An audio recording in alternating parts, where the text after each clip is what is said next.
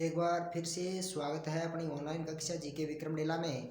कल हमने अपने इतिहास के चैप्टर 4 में पढ़ लिया था कि यूरोप महाद्वीप में किस प्रकार से लोगों को काम मिलता था, किस प्रकार से लोग है वो काम करते थे, किस प्रकार से लोग है वो किस चीज़ को मशीनों से बनी हुई चीज़ों को ज़्यादा महत्व देते थे या फिर हाथ से बनी हुई चीज़ों को महत्व देते थे।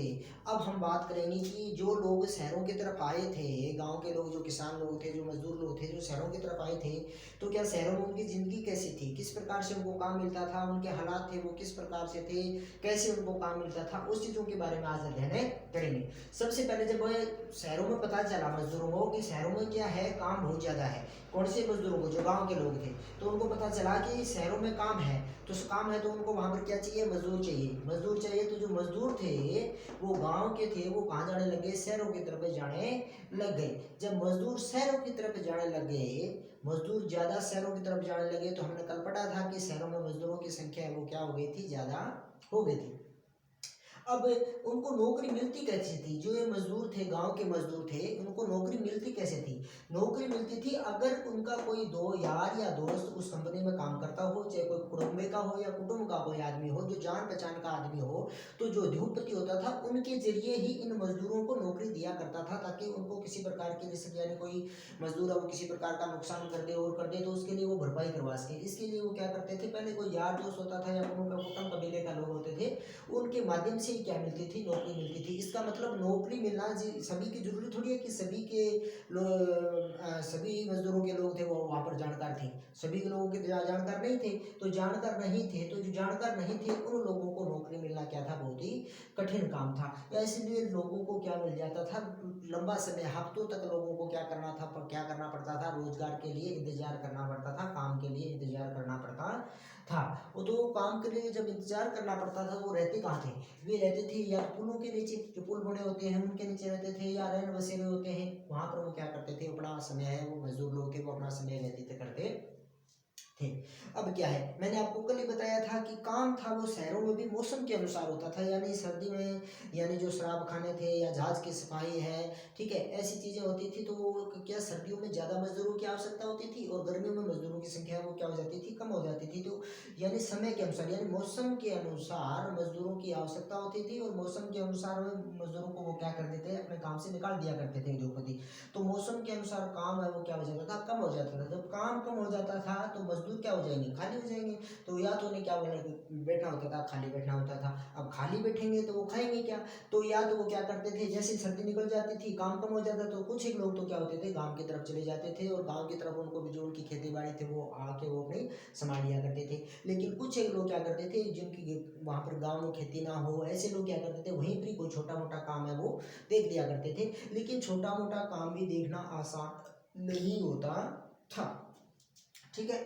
जिस प्रकार से हम थोड़ी सी बात करें नेपोलियन युद्ध के बारे में, नेपोलियन युद्ध के बारे में क्या हुआ, नेपोलियन युद्ध जब हुआ था, यानी तो नेपोलियन के युद्ध के समय क्या होगी, महंगाई है वो बहुत ही ज़्यादा बढ़ गई थी।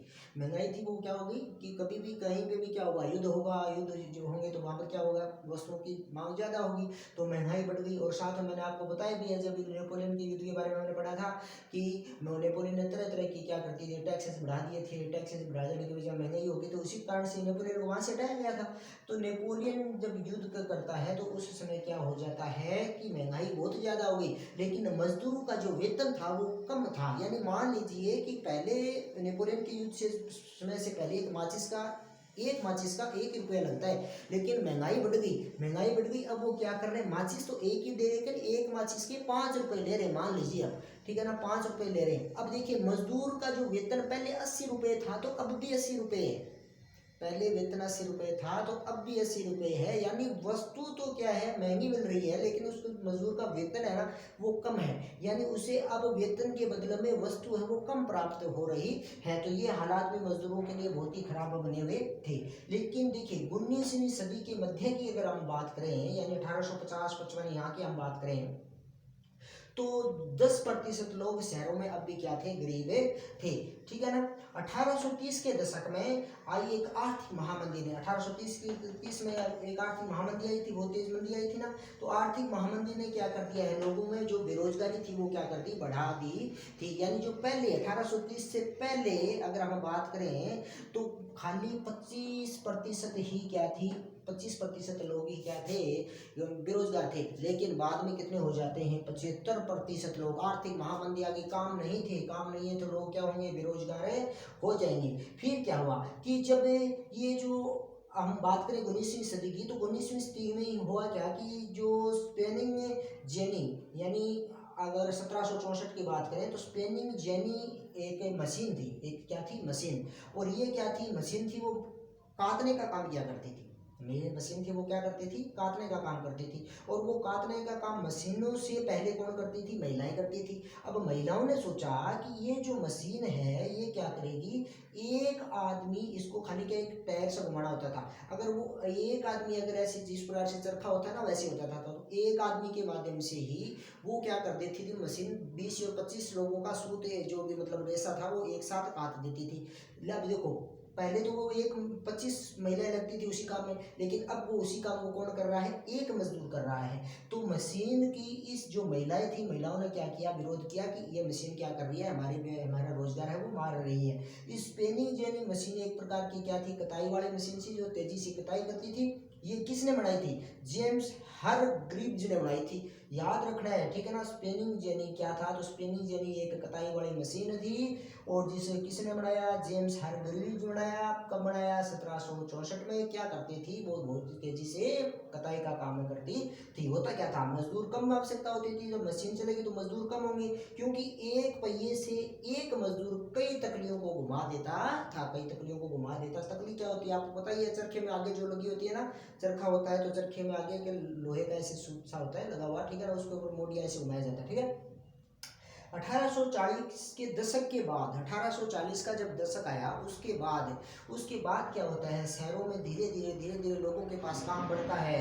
काम बढ़ रहा है तो नए निर्माण शुरू हो गए, कार्य था वो क्या हो गया, बढ़ने लग गया। सड़कें हैं वो क्या करने लगे, लोग चौड़ी करने लगे। रेलवे स्टेशन है वो बनाए गए, सुरंगें बनाई गई, नदियों के तटबंध बनाए गए।